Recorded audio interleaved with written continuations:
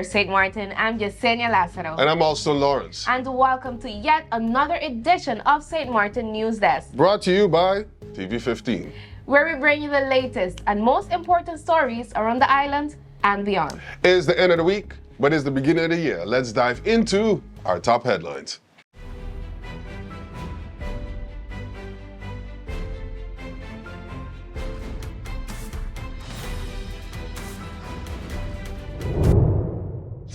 Skies over Phillipsburg lit up at midnight on New Year's Eve as dazzling fireworks show marked the start of 2025.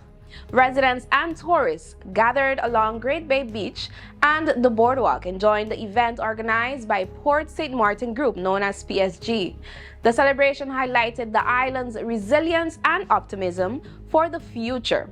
PSG praised the tourism sector's achievements in 2024 and expressed hope for continued growth in 2025, commending the hard work of hospitality professionals. In his New Year's address, the Honorable Prime Minister, Dr. Luc Mercelina, called for unity and determination, reflecting on milestones like the reopening of Princess Juliana International Airport and grid improvements.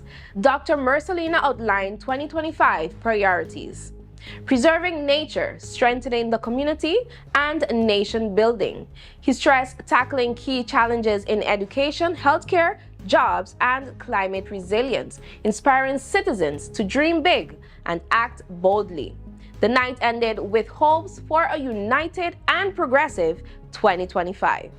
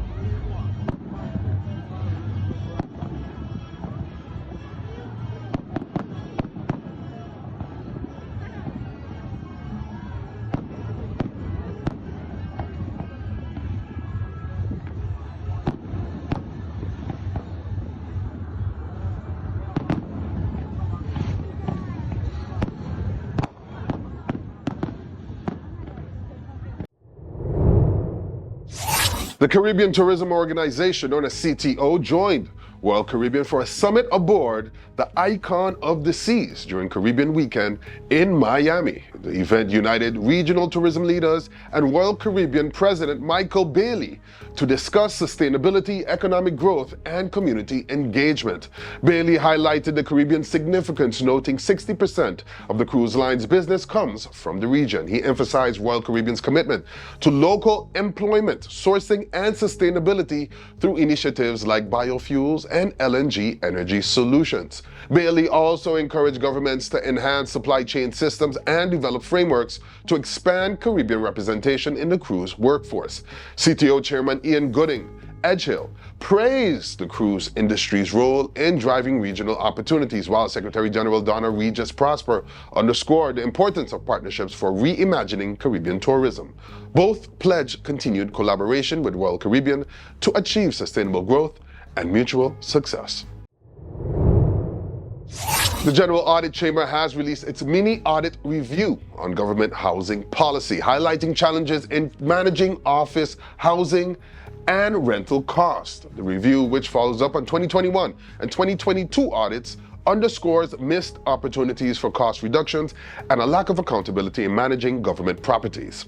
While the government set a goal to reduce office rental costs by 20% from 2020 to 2025, rental expenses have increased instead, rising from 17.2 million guilders in 2020 to 19.3 million guilders in 2022. The report stresses the need for a comprehensive office housing policy and better data on government-owned and rented buildings to enhance financial planning and transparency. The Audit Chamber also points to the lack of negotiations with landlords to reduce rental rates, a missed opportunity given landlords' openness to discussions. The report calls for urgent action to curb rising costs and ensure better financial governance for for taxpayer funds. Central Bank of Curaçao and St. Martin has published its 2023 annual report, highlighting governance, operations, and financial outcomes. The report reveals a profit of 148,474 guilders attributed to a 29.8 million guilders increase in net interest income, driven by rising international interest rates. Supervisory income declined by 1.1 million guilders to 10.4 million guilders, while expenses aligned with inflation. Reserves, CBCS sold 29.7% of its gold reserves in late 2023 and early 2024, reinvesting proceeds into U.S. Treasury bonds. This move will enhance future income without affecting total reserves. The CBCS annual report provides further details and is available at www.centralbank.cw/publications/annual_report.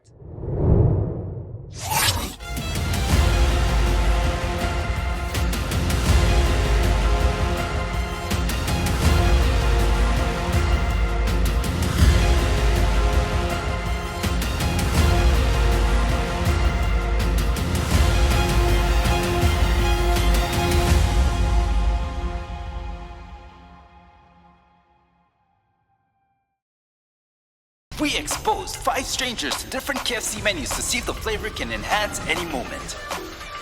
And at the first bite, the party began. We repeated the experiment during the day, during business hours, on weekends,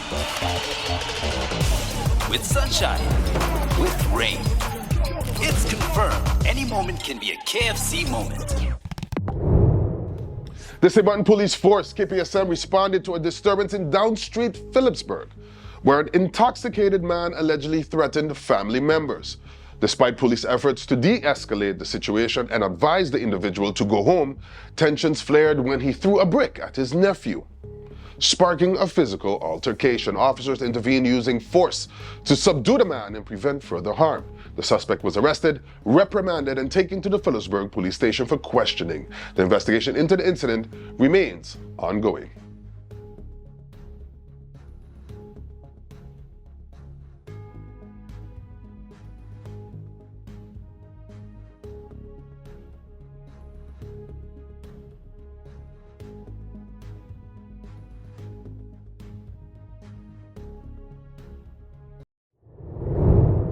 St.Martin Police Force KPSM is investigating an incident at Econo Supermarket on Welkalaken Road on December 31st. A male suspect was caught attempting to steal items and when confronted, assaulted a staff member, causing injuries. Supermarket employees restrained the suspect until police arrived. During the altercation, the suspect sustained injuries and was transported to the St. Martin Medical Center under police supervision. KPSM confirms the investigation is ongoing, with all parties cooperating to determine the facts.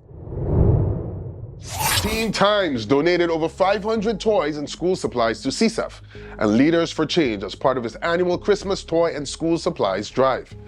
The December 21st initiative aimed to support the underprivileged families across the island, embodying their mission to put a smile on the face of a child. Leaders for Change honored Teen Times with a plaque of appreciation presented by CSEF Director Ashma Burkle and Leaders for Change President Mitchell Horsford. The plaque acknowledged Teen Times' contributions to empowering change makers and uplifting the community. Teen Times emphasized the importance of exposing their teen members to charitable efforts, fostering a sense of community responsibility. School supplies from the drive will be donated to an educational institution, with Teen Times members participating in the distribution. As we continue to celebrate the holiday season with the St. Martin Police Force, KPSM reminds everyone to prioritize safety when using fireworks. Please follow these guidelines to ensure a safe and enjoyable time for all. Protecting children.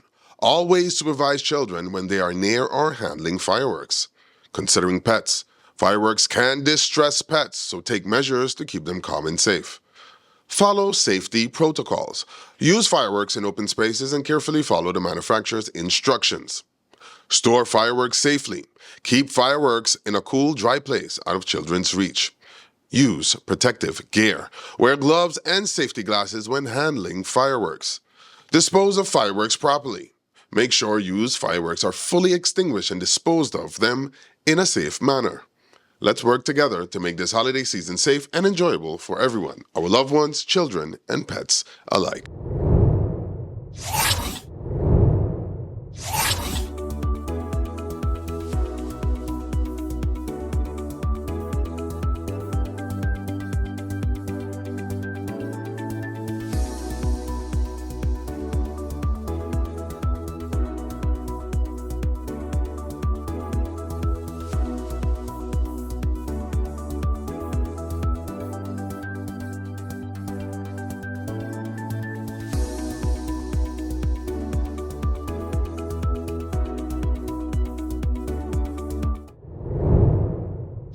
Thank you for joining me. I'm meteorologist Brian Shields. We're tracking two big systems that are going to be sweeping across for a lot of us. Right now, a big spin up toward the Atlantic region of Canada, back toward New England. That is drawing a front even into the northern Bahamas.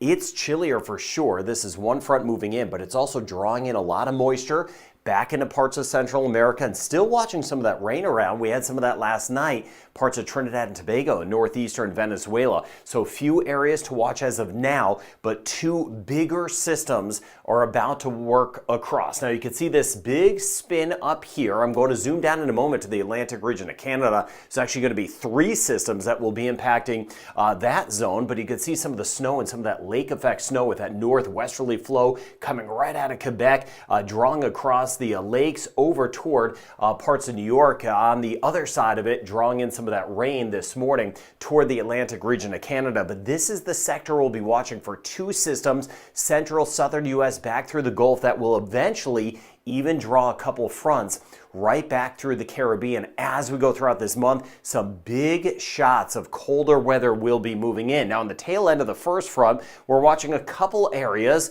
We have this rain that's around right here in the southeastern Caribbean, and then there's that surge of moisture. And you can see how all of this just kind of feeds in across Central America, lifting up to the north, scattered areas of rain. So I'm going to highlight a couple of these areas as we go forward. And you can see how things are kind of flaring up again this morning, especially near Trinidad, northeastern Venezuela. I've been watching Guyana, watching out for some isolated flooding. Let me know in the comments if you do get any flooding or you do get any rain as we go throughout the day. I want to zoom down into Trinidad in just a second with some scattered rain, but still the scattered areas of rain tomorrow. Guyana, back through Trinidad, near Grenada and St. Vincent the Grenadines, but Honduras, Nicaragua, El Salvador seeing some of the rain scattered about back through Belize. Hit or miss Cayman Islands and Jamaica, kind of in between areas. This is on Saturday. Could see a couple showers, Barbados, St. Lucia, Dominica, Antigua, and Barbuda. And there's some of that rain still unsettled. Colombia, back toward the Yucatan Peninsula of Mexico. Not as much over toward Merida and Campeche. Could see a few more scattered showers. Cozumel, back toward Cancun. Here's a zoom down look, though. 3-day rain totals for Trinidad and Tobago. Mainly Trinidad in the south side, as I've been mentioning, for days. A better chance of some of the isolated areas of flooding. We could still get some spots around 75 millimeters of rain or 3 inches of rain, maybe a little bit more depending on how this shakes out. About a 30% chance of a shower scooting by across Jamaica. Best chance will be our eastern sections. Cayman Islands, our rain chance is not very high, 10, maybe 20%. But as we get back toward Trinidad and Tobago, mainly southern sections, a 60 to 70% chance of some of the rain. Rain chance picks up a little bit tomorrow and Saturday. I've shown you that in the models. Not a washout, but as we work our way back to Barbados and even into St. Lucia as we get into the weekend, a better chance of some scattered showers, about a 50% chance on Saturday in St. Lucia, 40 to 50% chance tomorrow and Saturday right across Grenada. And the rain chance, St. Vincent the Grenadines will pick up some too. Easterly flow around kind of the tail end of a front to the north, drawing in a few more showers, so some scattered showers possible. 20 to 30% chance in Martinique. We're mainly dry today in Dominica, but by tomorrow, better chance of an isolated shower. 30% chance tomorrow and Saturday in Guadeloupe. Rain chance 30% today in Antigua and Barbuda, about a 20% chance for tomorrow, a 40% chance of a passing shower today, St. Kitts and Nevis and Montserrat, and a 20% chance tomorrow. Very isolated, mainly nothing as we work our way toward Anguilla and St. Bart's, St. Martin, Saban Statia, rain chance 20%.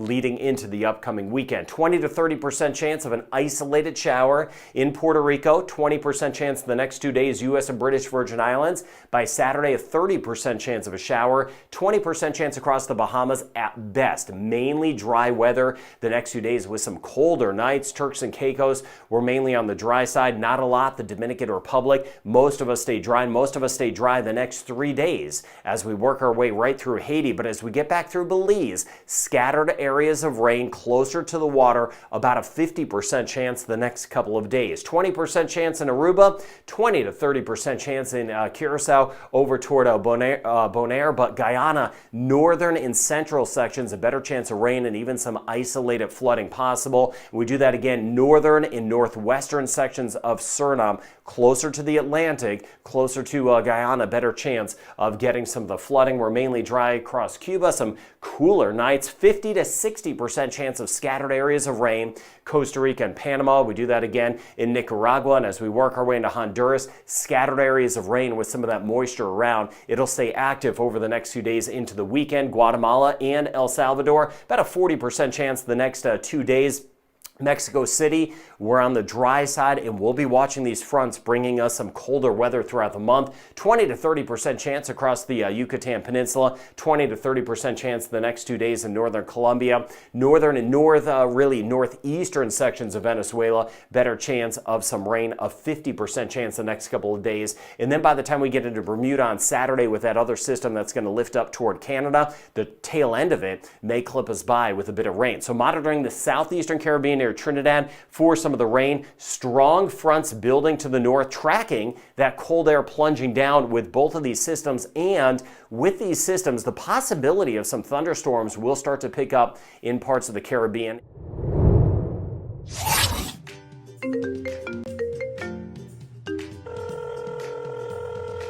Hi, Mom. How are you?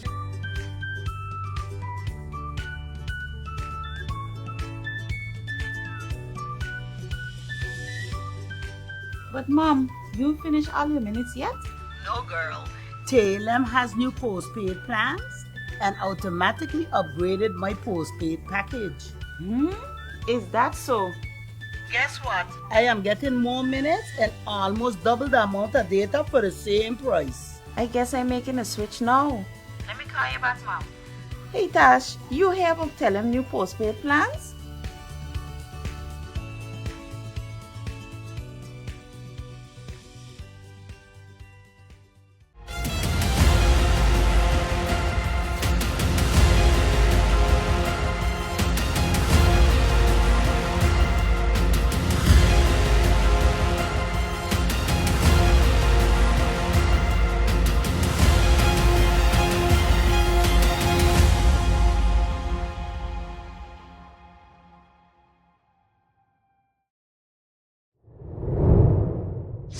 Hotel and Tourism Association, CHTA, and MasterCard have renewed their strategic partnership through 2026, reinforcing their commitment to a resilient and inclusive Caribbean tourism industry.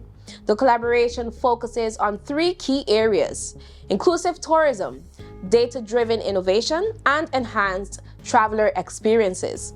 CHTA CEO Vanessa Ledesma highlighted the vital role of tourism in the region's economies, while MasterCard's Caribbean cluster lead, Myra Vivacqua, emphasized their shared goals to meet growing consumer expectations through personalized and seamless travel solutions. The partnership aims to engage stakeholders across the industry, sparking innovation and helping the region adapt to evolving travel trends.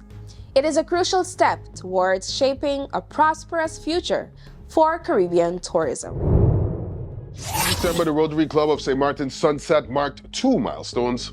On December 9th, 4 new members, Billy Jean Baptiste, Lusandro Cecilia, Delano Samuel, and Shamila Webster were inducted into the club during a ceremony held by President Franklin Solomons. The event celebrated their diverse talents, from entrepreneurship to IT support and psychology. Assistant Governor Alicia Lake welcomed the new members, stressing the global impact of Rotary's work. Rotary Sunset also spread holiday cheer by delivering 30 food baskets to vulnerable families, coordinated with local schools. The club's commitment to service and community continues to shine through. On December 8th, the St. Martin Sue Chi Foundation distributed food packages to 115 families in KB as part of its monthly charity relief program. The aid benefited approximately 345 individuals, with each family receiving essential items like rice, cooking oil, flour, and peas. A total of 23 volunteers, including community members and commissioners, participated in the event. Sue Chi shared its philosophy of collective kindness, which has made an impact in 139 countries. The foundation encourages small acts of giving, such as saving coins, which collectively lead to positive change. The event marked a year of monthly relief efforts benefiting 1,645 KB families and inspiring many to volunteer and contribute to the cycle of kindness. Those interested in joining the mission or donating can contact Suchi at 721-586-3019 or via bank account WIB Relief 219-322-01. New Year's celebrations across the Netherlands were marred by violence, resulting in over 200 arrests and renewed calls for a nationwide ban on consumer fireworks. Police reported multiple violent incidents, including emergency workers being targeted and riots breaking out in major cities like Amsterdam, Rotterdam, The Hague, and Breda. Amsterdam alone saw 66 arrests, 32 vehicles set on fire, and 275 ambulance callouts. Police in the capital also had to fire warning shots after being attacked. Amsterdam's mayor, Femke Halsema, condemned the violence, echoing for calls for government intervention. National Police Chief Yanni Knol stressed the dangers posed by illegal fireworks, highlighting their role in causing a 14-year-old boy deaths and serious injuries. Justice Minister David Van Weel pledged to hold perpetrators accountable, but despite growing public support for a firework ban, approximately 60% of Dutch citizens favor the measure. There is no parliamentary majority yet.